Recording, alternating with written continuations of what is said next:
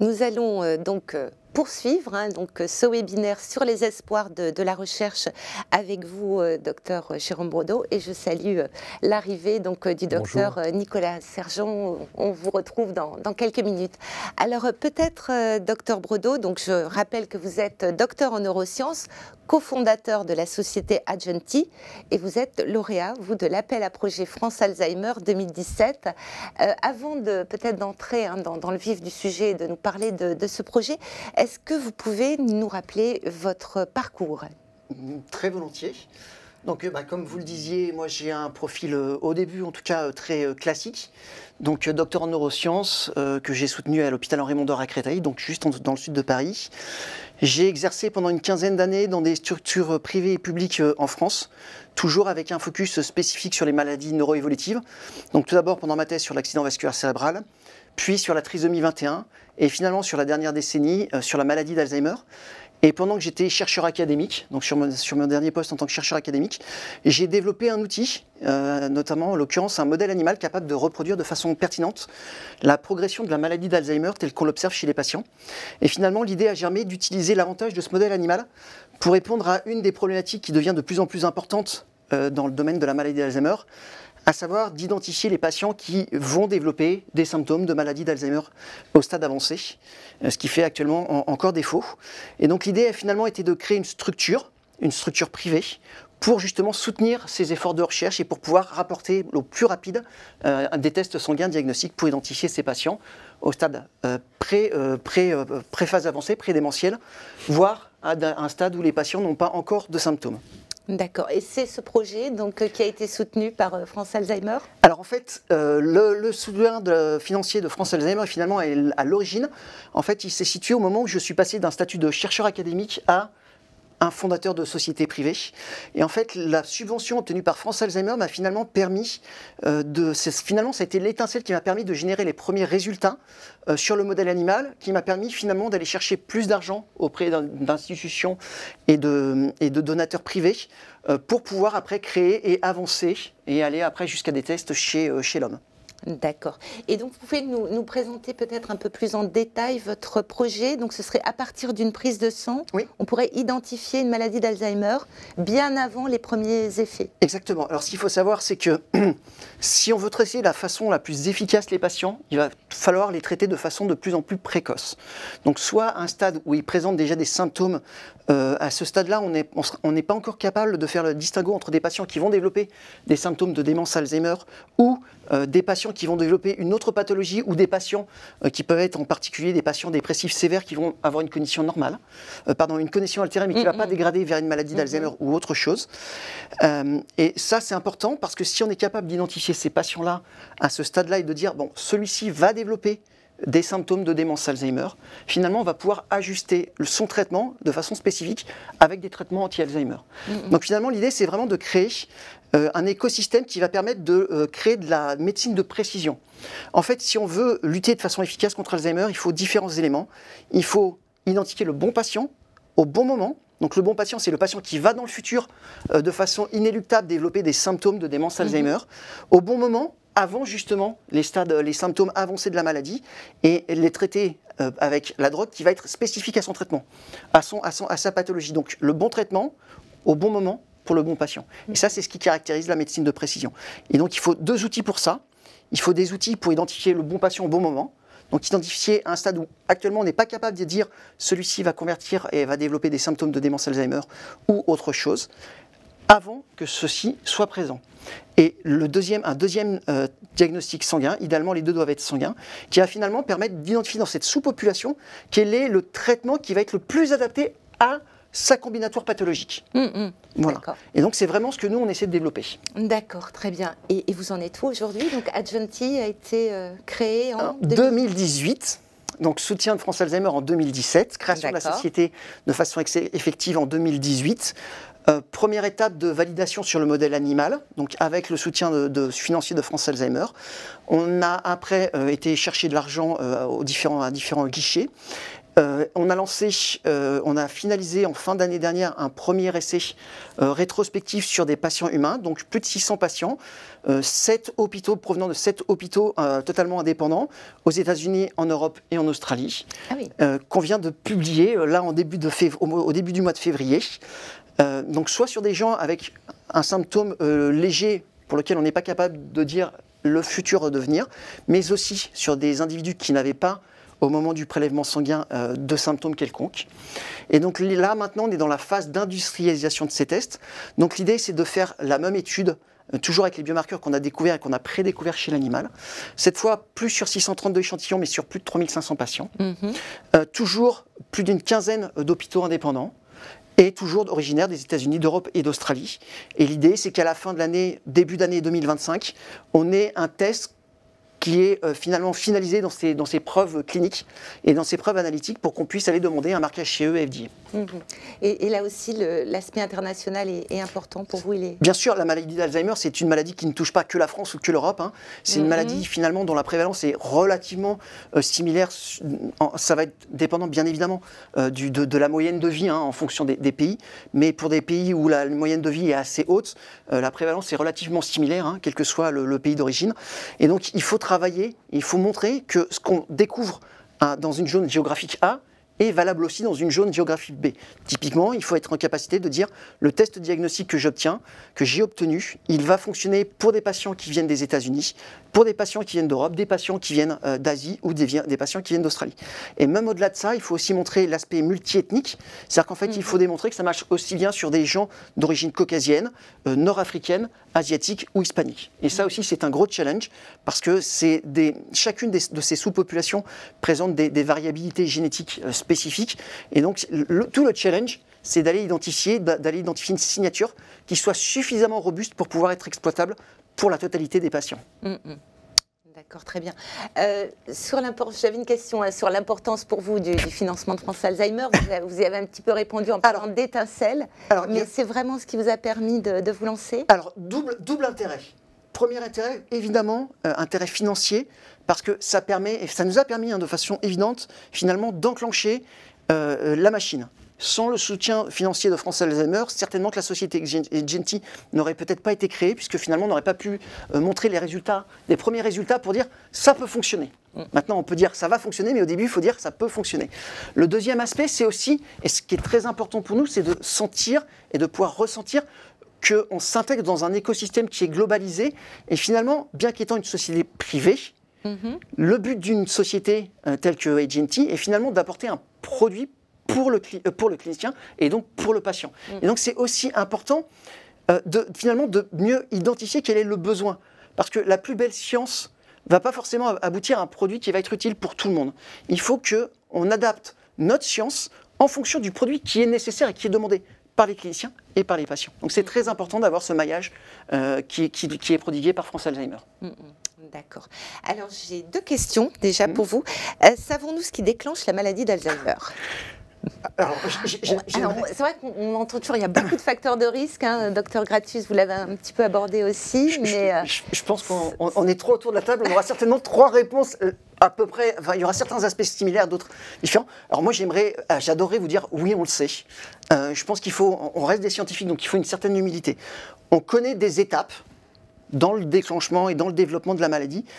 Qu'est-ce qui va faire la différence entre quelqu'un qui va le déclencher et de quelqu'un qui ne va pas le déclencher? Ça reste encore sujet de discussion. On discutait tout à l'heure de la cascade amyloïde. Je reste quand même assez convaincu, après on pourra en discuter peut-être dans la table ronde, mais de la réalité de la cascade amyloïde. Oui, ça implique la protéine amyloïde, donc une protéine qui est libre, qui évolue de façon libre dans le cerveau, et la protéine tau qui, elle, est dans les neurones. Après, qu'est-ce qui fait la dérégulation? On ne sait pas. Et de façon plus intéressante, moi ce que je pense, c'est qu'il y a aussi une sensibilité spécifique. C'est-à-dire qu'en fait, il y a une molécule qui est toxique, sauf que d'un individu à un autre, le niveau nécessaire pour induire la toxicité qui va enclencher la cascade en aval qui va aboutir aux symptômes d'Alzheimer ne va pas forcément être la même. Et c'est ça toute la complexité pour aller identifier ces patients-là. C'est que si on se contente uniquement à regarder la concentration de ce toxique, finalement, on applique un seuil commun à tout le monde, mais certains ne vont pas répondre ils ne vont pas atteindre ces critères-là. Tout l'objectif, c'est finalement être en capacité de comprendre toutes ces régulations, mais donc pour identifier finalement un signal qui va être partagé par tous, parce qu'ils vont déclencher les symptômes de maladie d'Alzheimer. Alors, une autre question. Pensez-vous que certains groupes sanguins sont plus sujets aux symptômes de dégénérescence cognitive? Alors, c'est une très bonne question. À ma connaissance, j'en ai pas connaissance. Je ne pense pas. Peut-être que certains de mes collègues sont au courant, mais moi, je n'ai pas vu passer d'article qui regardait la pénétrance ou l'impact du groupe sanguin en fonction de la maladie d'Alzheimer. A priori, ce n'est pas le cas. Effectivement, les facteurs qu'on connaît qui sont majoritairement le premier facteur de risque, c'est l'âge. Ça reste l'âge. Souvent, on l'oublie, mais on ne développe pas une maladie d'Alzheimer. C'est rarissime. Je crois qu'il y a un cas déclaré d'une maladie d'Alzheimer à 20 ans. Ouais. Mais sinon, c'est plutôt 70, aux alentours de 70 ans, les symptômes avancés de maladie d'Alzheimer. La maladie commence beaucoup plus tôt, ça c'est évident. 20, peut-être même 30 ans plus tôt, mais sous une forme latente, sous une forme silencieuse. Et c'est à ce moment-là qu'il serait le plus opportun d'identifier ces patients, ces futurs patients d'ailleurs. Et après, il y a un facteur génétique majeur, c'est ApoE, effectivement. Mais là encore, le fait de disposer d'une combinaison spécifique augmente le risque, mais ça n'est pas un élément qui va faire qu'on va développer de façon certaine une maladie d'Alzheimer. Donc actuellement, il n'y a aucune approche génétique qui permet de dire cet individu-là va développer de façon immédiate, de façon certaine, une maladie d'Alzheimer. La maladie d'Alzheimer n'est pas une maladie génétique dans sa très grande majorité. Seuls 1 à 2% des patients sont atteints de formes génétiques. Ça, on en est sûr. On en est sûr. D'accord. Ok. Par contre, ça ne veut pas dire qu'il n'y a pas des influences de nos gènes sur la probabilité de développer. Voilà. Parce qu'effectivement, si on a une sensibilité différente à ce toxique, cette sensibilité elle est forcément médiée par quelque chose et certainement en partie par notre patrimoine génétique. Vous avez évoqué l'objectif d'une mise sur le marché du test début 2025, donc c'est demain. Alors, c'est le dépôt de dossier pour un marquage CE. Ça sera un petit peu plus long. C'est quand même... Par contre, dès que le test est terminé, donc début 2025, il va pouvoir stimuler l'éclosion de nouvelles approches thérapeutiques. Voilà. Parce qu'en fait, on n'a pas forcément d'atteindre les échelons réglementaires pour pouvoir utiliser des outils. On peut utiliser des outils diagnostiques dans un cadre de recherche. Et pourquoi c'est intéressant? Parce qu'en fait, on va pouvoir mieux sélectionner les patients sur lesquels il va falloir tester les molécules. Et justement, tout l'intérêt, c'est justement cette médecine de précision, c'est que là, actuellement, on a un traitement qui est en train d'arriver, qui va certainement très prochainement arriver sur le marché européen, c'est évident. Et finalement, on essaie de traiter tous les patients avec le même médicament. Et ce qu'on s'aperçoit, c'est que ça ne fonctionne pas. Si on veut soigner de façon efficace, il va falloir adapter le traitement aux patients. Et certainement, ce sera certainement des combinaisons de traitements qui vont aboutir à l'efficacité optimale. D'accord. Et ça sera donc déterminé à partir des résultats du test. Nous, ce qu'on va apporter, c'est la capacité de dire à un stade où on n'en est pas encore capable, celui-ci va développer des symptômes de maladie d'Alzheimer avancée. Donc c'est le patient qu'il faut traiter en priorité, parce qu'on sait que ça va être finalement celui avec le bénéfice-risque le plus important. Ce qu'il faut savoir, c'est que quand on injecte quelque chose dans un individu, quand on injecte un médicament, il faut faire la balance entre quel est le bénéfice clinique, donc finalement comment sa maladie va s'améliorer, versus quel est le risque, quels sont les effets secondaires. Et clairement, pour des molécules anti-Alzheimer, ceux dont la balance bénéfice-risque est la plus favorable, c'est ceux qui vont développer les symptômes de maladie d'Alzheimer et pas autre chose. Et finalement, pour ceux qui ont développé autre chose, il n'y a pas d'intérêt de les soigner avec des traitements anti-Alzheimer. Et est-ce qu'on peut envisager à moyen terme que tout un chacun puisse recourir à ce test, puisque vous disiez, voilà, on pourrait même détecter avant l'apparition de symptômes. C'est pas forcément quelque chose qui est souhaitable et c'est pas forcément quelque chose qu'on souhaite. D'accord. Alors, si c'est de façon très proactive, pour être honnête, il y a toujours des moyens d'avoir accès à des technologies, des nouvelles technologies. Néanmoins, nous, ce qu'on propose et ce qu'on souhaite, c'est que ces traitements, et notamment pour traiter les patients avant les premiers symptômes, ne soient disponibles à la population générale qu'une fois ces diagnostics auraient été utilisés pour justement montrer l'efficacité de traitement dès cette phase-là. Avant, l'intérêt est pas forcément optimal. Ça ne sert à rien d'inquiéter quelqu'un en lui disant tu vas développer une maladie d'Alzheimer si finalement on n'est pas capable de lui apporter une approche thérapeutique associée. Alors, il y a des facteurs qui permettent de ralentir, ça on le sait, notamment sur des facteurs de mode de vie. Mais finalement, c'est pas spécifique à la maladie d'Alzheimer. On va dire, c'est des règles de vie qu'on peut appliquer. Ça va réduire aussi la probabilité de cancer d'autres maladies. C'est avoir une sédentarité réduite, donc faire du sport, avoir une activité cérébrale importante, avoir une activité sociale importante, ça c'est clair. Avoir un niveau, on va dire, réduire au maximum, même si c'est compliqué.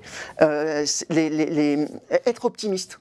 Alors ça, c'est quelque chose qu'on ne peut pas prodiguer, mais voilà, c'est une philosophie de vie. Et ça, effectivement, c'est des choses, mais on n'a pas besoin de se dire, je vais potentiellement avoir une maladie d'Alzheimer ou je vais développer une maladie d'Alzheimer pour mettre ces pratiques en action, puisque finalement, toutes ces pratiques-là vont aussi avoir un effet direct sur d'autres pathologies. Donc finalement, moi, le conseil que je donne, c'est finalement, essayons d'être le plus heureux dans sa vie.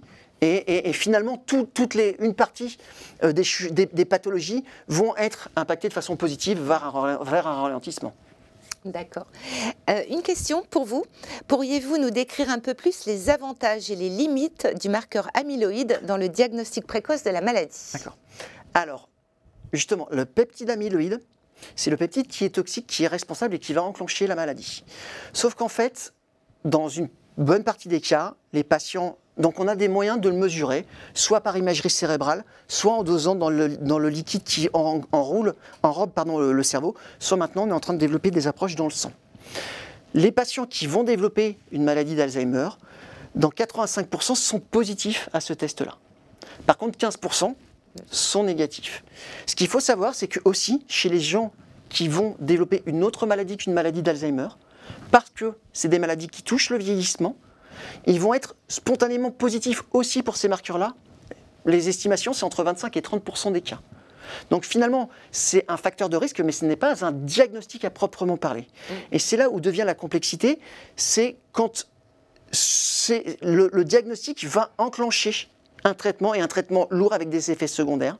En fait, il va falloir limiter au maximum le fait de traiter des gens qui ne sont pas réellement atteints et qui ne vont pas répondre au traitement. Et ça, c'est important, et notamment avec l'arrivée des traitements qui sont en train qui ont déjà été acceptés aux États-Unis, en Chine et au Japon, c'est qu'on sait que, d'un point de vue logistique, ça va être compliqué de traiter tout le monde. Donc chaque patient qui va être traité parce qu'il est mal diagnostiqué comme Alzheimer ou va souffrir d'autres choses, finalement, il va potentiellement prendre la place d'un Alzheimer qui, lui, va développer les symptômes et qui aurait pu bénéficier de ces traitements. Bah écoutez, c'est très clair. N'hésitez pas si vous avez d'autres questions. Peut-être moi j'en ai une aussi sur le coût de la recherche, parce que je sais qu'on avait échangé avant ce webinaire et j'avais été absolument stupéfaite par les montants que vous aviez pu me communiquer. La recherche, ça coûte très très cher. Alors la recherche, ça coûte évidemment très très cher. Alors, nous, on est sur du diagnostic, donc ça coûte un petit peu moins cher. Quand on parle de l'aspect thérapeutique, là, on parle de centaines de millions d'euros pour un essai clinique de phase 3. Donc, clairement, c'est forcément un moment où il faut travailler avec l'industrie pharmaceutique, en tout cas, ou lever beaucoup d'argent. La problématique, c'est que ce beaucoup d'argent, il n'est pas forcément disponible de la même façon en Europe et aux États-Unis. Clairement, aux États-Unis, les montants qu'on peut lever n'ont rien à voir avec ce qu'on peut lever en Europe. Et ça, c'est vrai pour la recherche privée, mais c'est vrai aussi pour la recherche publique. Et ça, c'est une vraie problématique, parce qu'il faut quand même que l'Europe, et la France en particulier, garde sa souveraineté par rapport à sa population et par rapport à sa capacité à traiter ses citoyens. Et on part avec un handicap financier. C'est-à-dire que on peut avoir la meilleure idée du monde. Encore une fois, pour pouvoir la concrétiser en quelque chose, il faut un minimum vital d'un point de vue financier, et ce n'est pas forcément toujours le cas en France et en Europe. Mais vous avez fait le choix, vous aussi, de travailler en France. Alors nous, on a fait le choix parce que quand on est parce que, comme Maud, moi je suis très attaché, effectivement, j'ai pu faire mes études en France. J'aurais peut-être pas pu le faire dans un autre pays, effectivement. On a cet avantage en France, c'est que finalement, l'ascenseur social n'est pas encore totalement cassé. On peut partir de la base et arriver à faire des études longues. Une thèse, c'est quand même plutôt long comme étude. 8 ans, c'est quand même non négligeable. Donc j'ai aussi cette attache. Et puis, l'idée, c'est aussi, on fait ça pour aider les gens, pour aider ses parents, pour aider ses grands-parents, pour aider ses enfants. Il faut aussi penser au futur, au passé, au présent, et aussi pour aider les autres à l'international. Mais cet ancrage, on va dire français, cet ancrage national est important.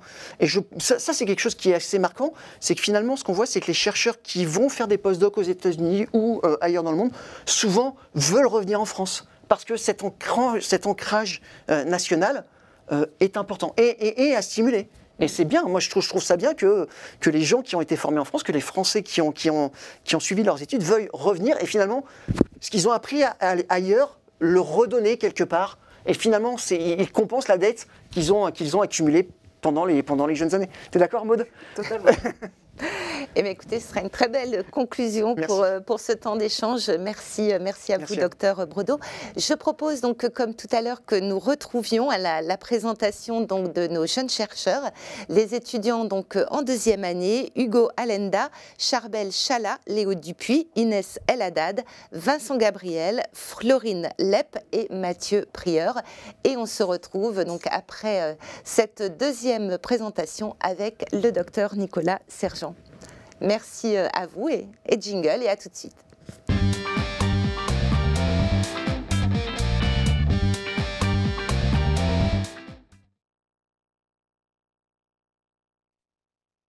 Bonjour à tous et à toutes, je suis Hugo Elenda, étudiant en deuxième année de thèse dans un projet supervisé par le docteur Véronique Perrier à l'INM et le docteur Philippe Rondard à l'IGF. Je m'intéresse aux nanobodies comme outil potentiel dans le traitement de la maladie d'Alzheimer. Dans le cadre de ce projet, je m'intéresse à une cible, le récepteur mGlu5 que l'on retrouve dans le cerveau et qui peut interagir avec des peptides bêta-amyloïdes. Cette interaction active ce récepteur qui active des voies de signalisation qui augmentent la production du peptide bêta-amyloïde et de la protéine Tau, les deux marqueurs principaux de la pathologie, induisant, in fine, des déficits cognitifs et de la démence. En tant qu'outil thérapeutique, je m'intéresse aux nanobodies qui sont issus d'anticorps de l'AMA et contrairement aux anticorps classiques, ils sont plus petits et hautement spécifiques. Et au laboratoire, on a utilisé ces nanobodies-là pour développer un nanobody dirigé contre mGlu5 qui est capable de le moduler négativement, ce qui est intéressant dans le cadre d'une immunothérapie. Également, je m'intéresse au récepteur mGlu5 pour mieux le caractériser, pour mieux comprendre son expression dans le cerveau. Pour cela, j'utilise une paire de nanobodies couplées à des fluorophores qui sont capables d'émettre de la fluorescence, ce qui va me permettre de détecter et de quantifier ce récepteur. Pour cela, j'ai prélevé diverses structures sur des échantillons de cerveau dans un modèle murin de la maladie d'Alzheimer et j'ai fait une première étape de quantification de ce récepteur. J'ai pu observer sa distribution dans les différentes structures, mais également en comparant des souris saines et des souris Alzheimer, j'ai pu observer une augmentation de l'expression de ce récepteur, ce qui est d'autant plus intéressant. Également, je m'intéresse à l'évaluation du passage de ce nanobody à travers la barrière hémato-encéphalique, donc si ce nanobody est capable de rentrer dans le cerveau et d'atteindre sa cible thérapeutique. Donc pour cela, j'ai injecté ce nanobody chez la souris, et grâce à des analyses histologiques, j'ai pu détecter la présence de ce nanobody dans l'hippocampe, qui est une structure impliquée dans la mémoire et l'apprentissage, où l'on retrouve le récepteur. Pour conclure, j'ai donc un outil validé, un nanobody dirigé contre mGlu5, et actuellement, je suis en train de travailler sur la quantification de ce récepteur dans le modèle de la pathologie, et de détecter ce nanobody dans le cerveau après injection. En perspective, il me reste donc à évaluer le potentiel thérapeutique de ce nanobody grâce à un traitement chronique sur des souris Alzheimer, en réalisant divers tests comportementaux pour analyser le déficit cognitif et des analyses biochimiques et histologiques pour analyser la progression de la pathologie. Je remercie les partenaires financiers qui ont rendu ce projet de thèse réalisable et vous pour votre attention. Merci. Bonjour, je m'appelle Charbel Chala, je suis un doctorant à l'équipe 9 de l'IMP et je vous présente mon projet de thèse intitulé « L'impact de l'épitope AT8 de la protéine Tau sur son agrégation, sa propagation et sa neurotoxicité ». Notre laboratoire est doté de machinerie d'études neurosciences et biologie cellulaire ainsi que des plateformes d'imagerie confocale et de super résolution pour observer les processus biologiques. Cette infrastructure sera complémentée par mes superviseurs, le professeur Kovacis, expert en biophysique, et le docteur Ferhat, expert en cytosquelette des neurones. Tau est une protéine associée à un microtubule jouant un rôle important dans sa stabilité et dans le transport axonal. Dans la pathologie de la maladie d'Alzheimer, elle se délocalise le microtubule pour former des droplets sous l'action des hyperphosphorylations et des ions bivalents. Ces droplets, ou LLPS, se maturent en agrégats qui sont neurotoxiques. En utilisant la phosphorylation d'AT8 sur les résidus 202, 205 et 208, on met en évidence un phénomène de propagation de taux où les inclusions de taux se trouvent dans les régions transentorhinales dans les stades précoces, mais qui peuvent se propager pour envahir tout le cerveau et le cortex dans les stades les plus tardifs. Le rôle d'AT8 n'est pas clair sur la propagation et la toxicité de taux, même s'il est utilisé comme biomarqueur.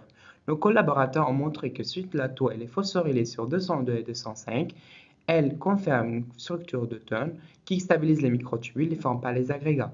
Mais si on ajoute la phosphorylation de 208, on perd cette turn et on forme des agrégats in vitro. Donc dans mon projet de thèse, je serai visé à démontrer et trouver le rôle d'AT8 dans la propagation de la neurotoxicité et l'interaction de taux avec la microtubule dans des modèles cellulaires.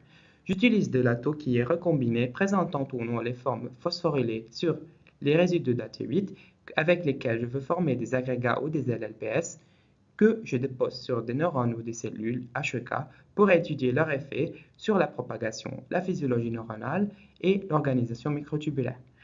Dans la première année de ma thèse, j'ai mis un protocole où j'utilise de la Vénus qui est coupée en deux parties inter et setter, où il y a apparition du fluorescence lors de l'interaction de taux-taux ou lors de l'agrégation.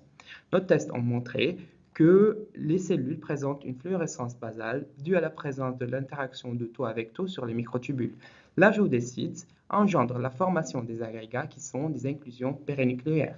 J'ai validé ce test en utilisant l'extraction de taux à sarcosyle où on montre l'augmentation de la fraction sarcosyle insolite qui sont des agrégats en blot. En utilisant le MET, j'ai validé l'extraction et la formation des CIDS. Merci pour votre attention.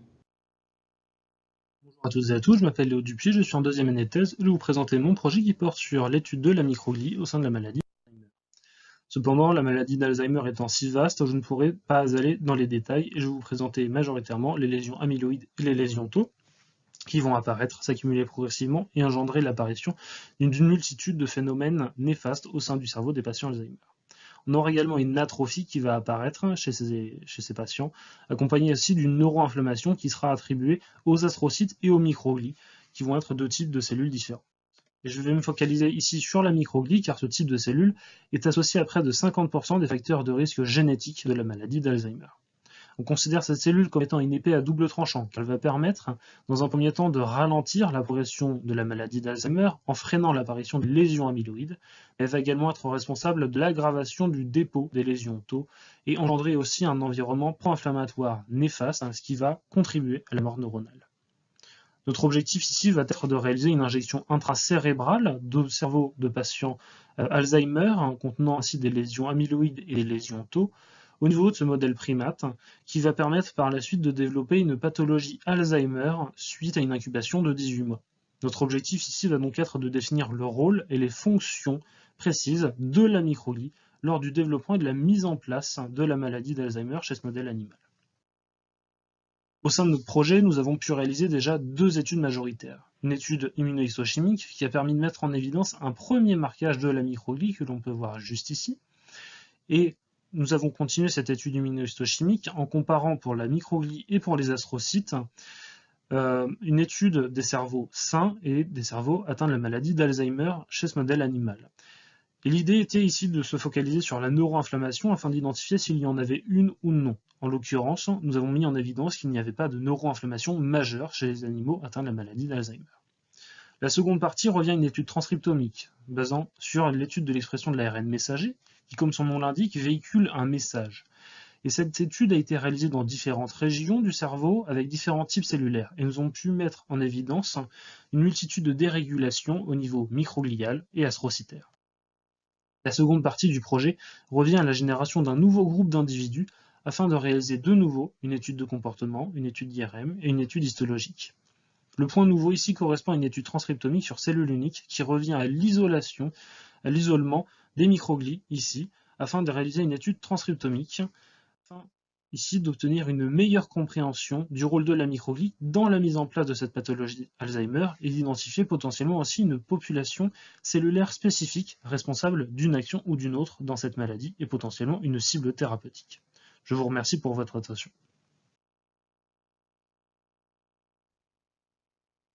Bonjour, je m'appelle Inès Eladad, je suis étudiante en deuxième année de thèse sous la direction du Dr Guillaume Dorothée au Centre de recherche Saint-Antoine et je vais vous présenter mes travaux de recherche. Au sein de notre équipe, nous nous intéressons notamment à la maladie d'Alzheimer, qui se caractérise par la perte progressive de la mémoire et un déclin cognitif.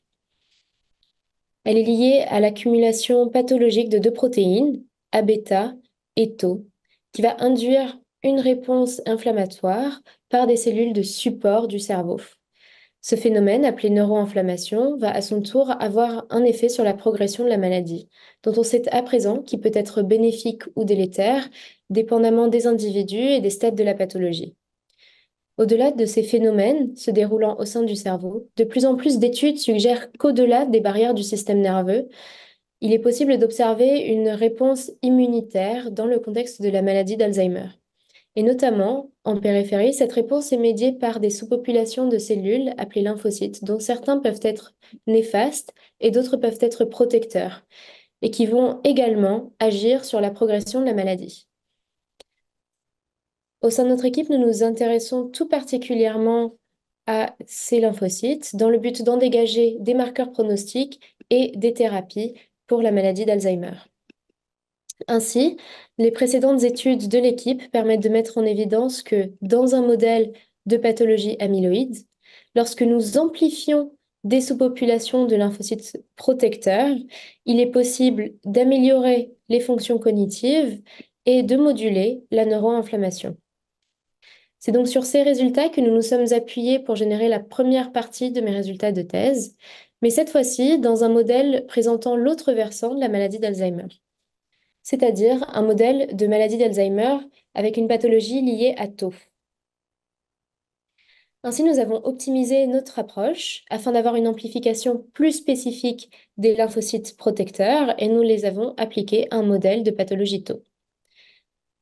À l'aide d'études comportementales, nous avons pu donc mettre en évidence une amélioration de la mémoire spatiale liée au traitement. Et nous avons également pu montrer qu'il y avait une modulation des profils inflammatoires du cerveau grâce à cette amplification spécifique. Cela nous permet de mettre en évidence que l'amplification des lymphocytes protecteurs permet la restauration de la mémoire spatiale et la modulation de l'inflammation cérébrale délétère dans un modèle de maladie d'Alzheimer liée à tau. Je tiens à remercier mon équipe de recherche, toutes les personnes qui ont participé à ce travail, ainsi que l'association France Alzheimer pour son programme de parrainage, et vous pour votre attention. Bonjour à tous, je m'appelle Vincent et je suis honoré de pouvoir vous présenter aujourd'hui le projet de ma thèse parrainée par France Alzheimer.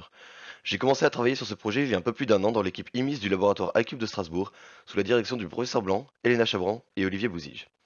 Le travail de ces recherches se concentre sur les corrélations entre l'imagerie multimodale et les biomarqueurs de liquide céphalorachidien dans la maladie à corps de Lévy. Donc tout d'abord, il faut que je vous définisse rapidement ce qu'est la maladie à corps de Lévy. Il s'agit de la seconde pathologie neurodégénérative la plus fréquente en France, mais elle reste relativement peu connue du grand public et parfois même des praticiens. Elle est caractérisée par l'accumulation anormale de protéines d'alpha-synucléine, formant des agrégats qu'on appelle des corps de Lévy. Ces protéines perturbent le fonctionnement des cellules nerveuses, entraînant les problèmes cognitifs. Les symptômes cliniques incluent généralement des troubles de la cognition, des hallucinations, des fluctuations de l'attention, un syndrome parkinsonien et des troubles du sommeil. C'est une maladie apparentée aux maladies d'Alzheimer et de Parkinson, et son diagnostic différentiel avec ces dernières est souvent compliqué. En conséquence, on estime que 2/3 des patients ne sont pas correctement diagnostiqués. Pourtant, cela peut amener une mauvaise prise en charge de ces patients, avec des traitements inadaptés pouvant même exacerber les symptômes de la maladie. Il est donc crucial de mieux comprendre les mécanismes sous-jacents de cette pathologie et de ce qui la différencie de la maladie d'Alzheimer. Pour ce faire, nous utilisons des données récoltées via la cohorte Alpha-LIGMA, coordonnée des hôpitaux universitaires de Strasbourg, et rassemblant plus de 200 patients avec une maladie à corps de Lévy, une maladie d'Alzheimer ou la présence concomitante des deux pathologies. Nous corrélons leurs données d'imagerie avec les taux des biomarqueurs de liquide céphalorachidien obtenus par ponction lombaire. Ici, nous nous intéressons spécifiquement à la bêta-42, un biomarqueur de la formation des plaques amyloïdes dans la maladie d'Alzheimer, et dont les taux sont également anormaux dans la maladie à corps de Lévy. C'est ce qu'on appelle l'amyloïdopathie.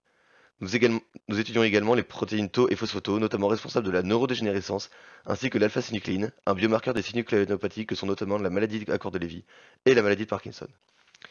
La première partie de nos travaux s'est basée sur une étude en voxel-based morphométrie. Il s'agit d'une technique d'imagerie structurelle nous permettant de corréler les taux de biomarqueurs au volume de matière grise obtenu par IRM de toutes les régions du cerveau. Ici, ce qu'on observe en jaune fluo, ce sont des corrélations positives entre les taux d'ABETA42 et les volumes de matière grise dans l'insula, le striatum, le claustrum et le thalamus des patients atteints d'une maladie à corps de Lévy.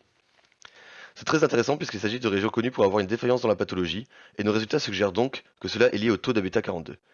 Il est également important de préciser que cette corrélation est spécifique à la bêta-42 et à la maladie à corps de Lévy.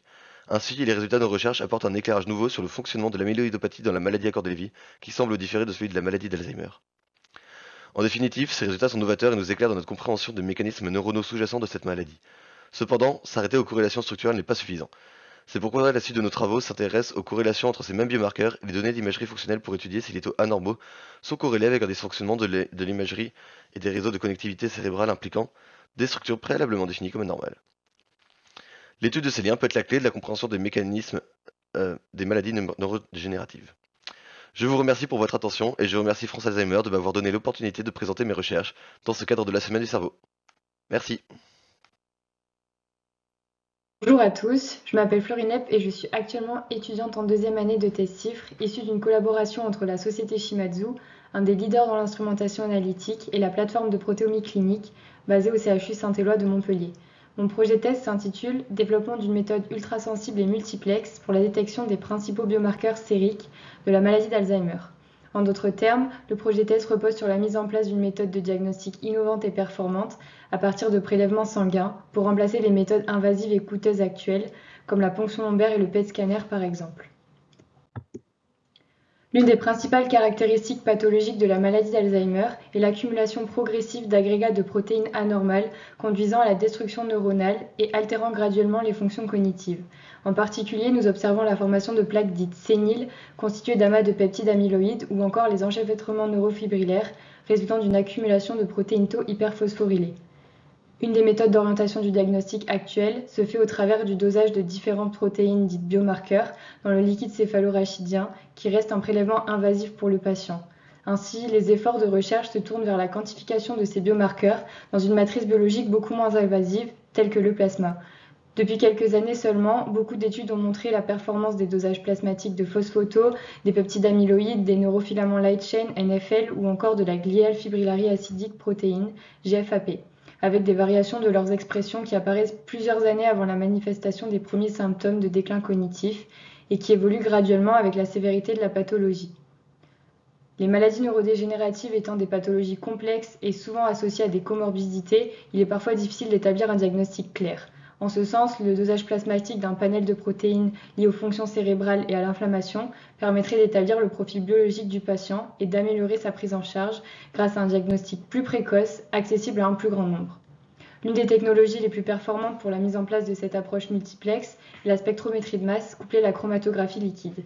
Une fois prélevé, l'échantillon est purifié afin d'extraire et de concentrer les protéines d'intérêt qui seront ensuite digérées en peptides via une protéolyse enzymatique. L'extrait final peptidique est ensuite injecté dans le système chromatographique, puis les peptides seront séparés par affinité sur une colonne de séparation.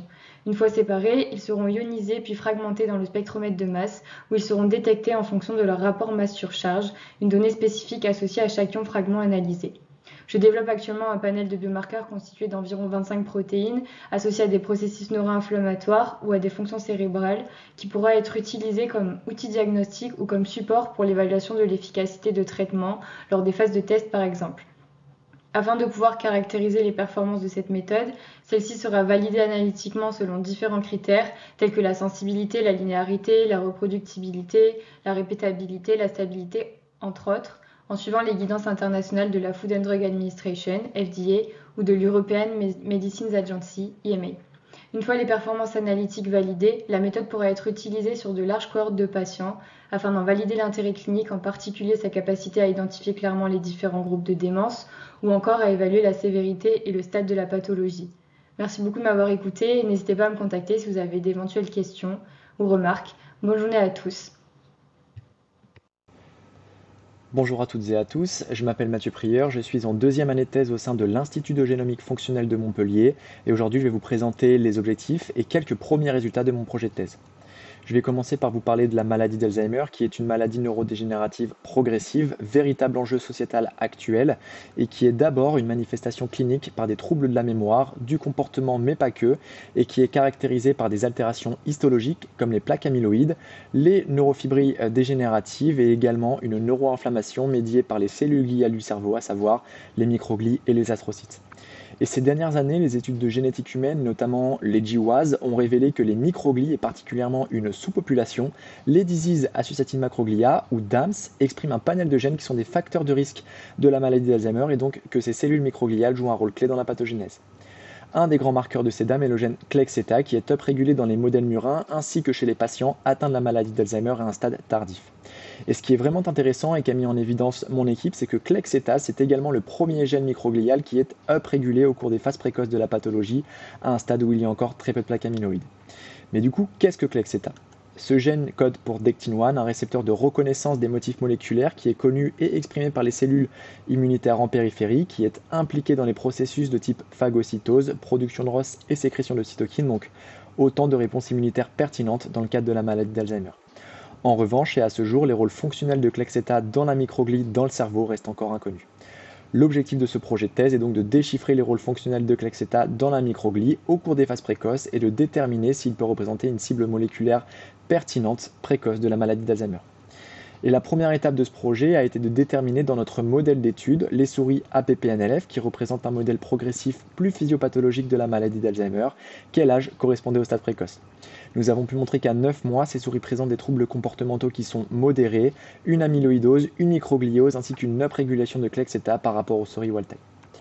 Au cours de ma thèse, nous avons généré des souris où le gène CLEX-zeta est spécifiquement inactivé dans la microglie. Nous pouvons alors étudier les fonctions physiopathologiques de ce gène en déterminant l'impact sur les déficits comportementaux, les altérations histologiques caractéristiques de la maladie d'Alzheimer. En réalisant également une caractérisation transcriptomique, nous mènerons une étude complète permettant d'évaluer le rôle fonctionnel de CLEX-zeta dans les phases précoces de la pathologie. En parallèle, grâce à des cultures primaires de microglies issues de souris wild-type ou CLEX-zeta KO, ainsi qu'à des IPS humaines, nous investiguons les fonctions cellulaires de ce gène en particulier. Nos premiers résultats indiquent un rôle important de CLEX-zeta sur le développement de la pathologie, puisque les souris APP-NLF délétées de CLEX-zeta présentent une réversion totale des déficits de mémoire par rapport aux souris APP-NLF classiques. L'analyse des altérations histologiques et transcriptomiques est toujours en cours. D'un autre côté, nous montrons que CLEX-zeta est impliqué dans la morphologie et la réactivité microgliale grâce à nos cultures de microglies murines. Nous sommes également en train de générer une lignée de cellules humaines déplétées pour CLEX-zeta dans le but de réaliser les mêmes expérimentations. Je vous remercie pour votre attention.